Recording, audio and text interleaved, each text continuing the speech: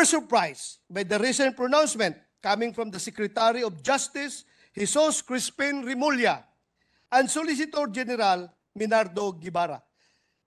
Excuse me.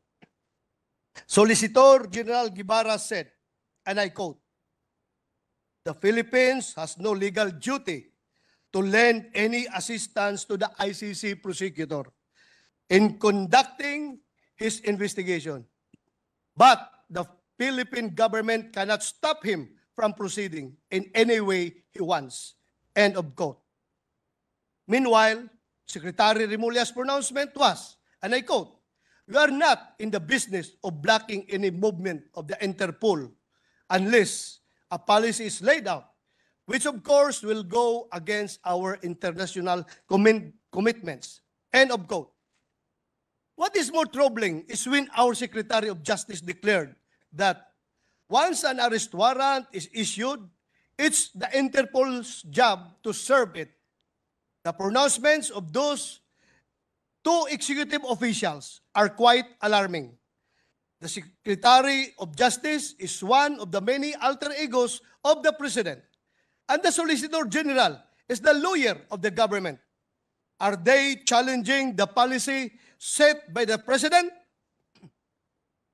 Mapanganib po ang mga pahayag ng ating Secretary of Justice sapagkat maaring makapagbigay ito ng mensahe sa ating mga kababayan na hindi kaya ng mismong DOJ na pangalagaan ang rule of law. Tila sinasabi rin na kung wala ang ICC, hindi tiyak na epesyente at epektibong nakakamit ng ating mga kababayan ang katarungan. Nakalulungkot din po na tila na hindi maingat ang Solicitor General sa kanyang mga unsolicited opinion. Inilalagay niya sa alanganin ang ating pamahalaan sa pamamagitan ng pangako nito na pag-aalalay sa ICC prosecutor na papasok sa ating bansa na ayon sa kanya ay legal duty. Sa ganito pong mga pagbibitiw ng commitment, nakukompromiso ang soberenya ng ating bansa. Kung hindi po ito isang konkretong halimbawa ng paggisa sa sariling mantika, ay iwan ko na lang. For the record, under the Constitution of the International Criminal Police Organization, Interpol, its objective is to ensure and promote the widest possible mutual assistance between all criminal police authorities within the limits of the laws existing in the different countries, and in the spirit of the Universal Declaration of Human Rights. Nowhere in the 50-article Constitution of the Interpol did it lay down its power to arrest a person. So what is the so-called blue notice and other colored notices issued by Interpol as claimed by an infamous coup plotter? Is this tantamount to a warrant of arrest? According to their website, Interpol notices are international requests for cooperation or alerts allowing police in member countries to share critical crime-related information. In fact, Interpol officials do not arrest suspects or act without the approval of the national authorities. Thus, notices issued by Interpol cannot be considered as warrants of arrest under the Philippine jurisdiction. How about if the warrant of arrest will be issued by the ICC? Should the Philippine government recognize the validity of such warrant? The answer is still no. Let us consult our Supreme Court of the land, the 1987 Philippine Constitution, on which body can issue a warrant of arrest pursuant to the criminal case or proceeding. Section 2 of Article 3 on Bill of Rights of the Constitution states that the right of the people to be secure in their persons, houses, papers, and effects against unreasonable searches and seizures of whatever nature and for any purpose shall be inviolable, and no search warrant or warrant of arrest shall issue except upon probable cause to be determined personally by the judge after examination under oath or affirmation of the complainant and the witnesses he may produce, and particularly describing the place to be searched and the persons or things to be seized. This provision of the Constitution is also reflected in the rules of court issued by the Supreme Court, which judicial officers must follow when dealing with criminal procedure. Since we have established that only judicial courts have the power to issue warrant of arrest in our country concerning criminal cases, what will happen now if our law enforcers will implement a warrant of arrest not issued by a Philippine court against a Filipino citizen in the country? Attorney Harry Roque recently made a public remark on this issue. According to Attorney Harry Roque, the Interpol has no manpower to effect an arrest pursuant to warrant issued by a judicial body. As such, our law enforcement officers, such as the members of the Philippine National Police and the National Bureau of Investigation, may be asked to implement the warrant of arrest issued by the ICC. But according to him, since the Philippines is no longer a member of the ICC, we are no longer bound to follow the issuance of ICC, as it has no jurisdiction over us. He further claimed that if the PNP and other law enforcers implement the warrant issued by the ICC, those who will do so may be subjected to administrative and criminal liability. This is so because, according to our Constitution, the judicial power lies with the Supreme Court and those courts created by law. ICC was not established through a law, so there are no other courts other than the Philippine courts that should judge President Duterte's liability with respect to his involvement in the war on drugs. In case members of our law enforcement agencies will implement the warrant issued by the ICC and arrest former President Duterte in accordance with it, those law enforcers may be liable for the crime of illegal detention or serious illegal detention, depending on the period of detention. He claimed that there is no legal basis for our law enforcers to arrest a person based on a warrant not issued by our local courts. Further, he said that government officials who will allow the ICC in our country may also be liable as such. An act will be tantamount to graft and a culpable violation of the Constitution. Madalas niyo po marinig mula sa akin na hindi po ako abogado o law expert. Kung kaya't buong pagkukumbaba kong ibinubukas sa kapulungang ito ang mga isyong nabanggit. Sa tingin ko ay nararapat at napapanahon na ito ay mapag-usapan.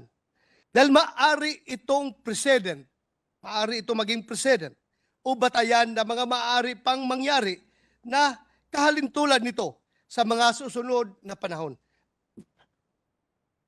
This is not merely an issue of the ICC against former President Duterte.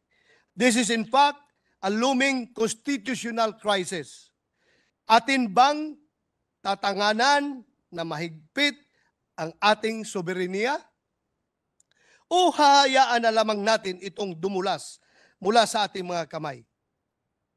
May sakuna po na nagbabadya at ito ay paparating at abot tanaw.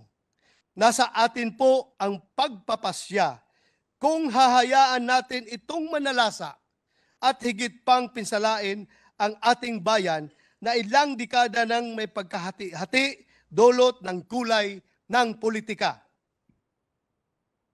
I call on the legal luminaries of this august chamber to validate or invalidate the legal opinion made by Attorney Harry Roque, asserting our sovereignty and exclusive jurisdiction over the implementation of a warrant issued not by a Philippine court and yet against a Filipino citizen.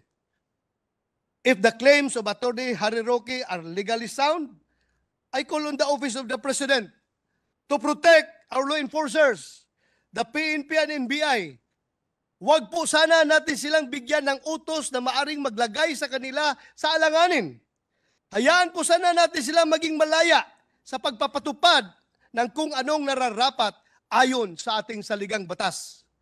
Hayaan po natin ang PNP na ipatupad ang kanilang mandato, ang kanilang sinumpaang tungkulin to serve and protect the people. Huwag po nating pahintulutan, gawin silang tau-tauhan ng kung sinuman, lalo na ng mga dayuhan para sa kanilang sariling mga interes or motibo. Naniniwala rin ako na taglay pa rin ng bawat kawani ng NBI mula sa pinakamataas hanggang sa pinakamababa ang nobility, bravery, integrity. Dalangin ko na hindi nawa magamit ang dakilang ahensya na ito bilang kasangkapan ng paghihiganti ng ilang mga nilalang na may personal na galit sa nagdaang administrasyon. Nananawagan po ako, please spare these institutions. Hindi nyo sila utusan, hindi nyo sila pag-aari. Sila ay mga lingkod bayan at ang pananagutan nila ay sa sambayanan. Huwag nyo sila itali sa ICC na isang organisasyon na wala na tayong obligasyon. Ang pakikipag-ugnayan at koneksyon natin sa kanila ay matagal nang naputol. In the United States of America, after voting against the adoption of the Rome Statute in July 2002, the American Service Members Protection Act, or ASPA, was enacted into law on August 2, 2002. Section 2004 of ASPA expressly prohibits United States courts, agencies, or entities of any state or local government, including any court, from cooperating with the International Criminal Court. It further prohibits extradition to the ICC, provision of support, and any investigative activity relating to the preliminary inquiry, investigation, prosecution, or other proceeding at the International Criminal Court. What is more surprising under the ASPA is its Section 2008, wherein it authorized the President to use all means necessary and appropriate to bring about the release of any person, such as members of the armed forces of the United States, elected or appointed officials of the United States government, and other persons employed by or working on behalf of the United States government who is being detained, imprisoned by or on behalf or at the request of the ICC. Truly, the United States of America has shown how to perform its first and primordial duty to its citizens: protect the people. Before anything else, I wish to thank this august body for the consistent show of support for the administration of former President Duterte, proof of which is the sufficient annual budget for his priority programs, including the PNP's War on Drugs. Daghang salamat. At this point, I would like to ask the members of this same august body, where do you stand in protecting our citizens? Would you be willing to enact a Philippine version of the American Service Members Protection Act to protect our citizens and our national sovereignty against those encroaching international bodies? President Rodrigo Duterte and I are not afraid to face prosecution, even persecution. But let it be done by our own people, by Philippine courts. The Philippine Rules of Procedure. Ang pananagutan namin ay sa ating mga kababayan at hindi sa mga dayuhan.